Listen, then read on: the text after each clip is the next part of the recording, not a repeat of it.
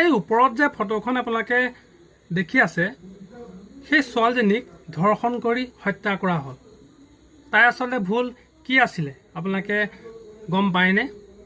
যে জুবিন গাৰ্গৰ মৃত্যুত সমগ্ৰ অসমে কান্দিছিলে, সমগ্ৰ অসমে আচলতে তেওঁৰ আত্মাৰ চিৰশান্তিৰ বাবে মানে সমদল উলিয়াইছিলে আৰু সেই সমদলত এই অকণমানি ছোৱালীজনীয়ে ভাগ লৈছিলে আৰু সেই সমদলত ভাগ লওঁতেই ছোৱালীজনীক ধৰি নি এটা পাখণ্ডয়ে ধৰ্ষণ কৰি হত্যা কৰিলে। চাওক কেনেকুৱা মানসিকতাৰ মানুহ আচলতে আমাৰ অসমখনত আছে। ছোৱালীজনীৰ গাত আচলতে কি ভুল আছিলে? একো ভুল নাই।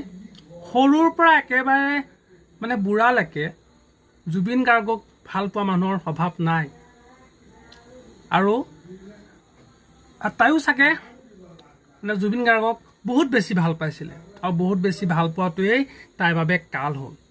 তাইক মানে ধৰ্ষণ কৰি হত্যা কৰা হ'ল।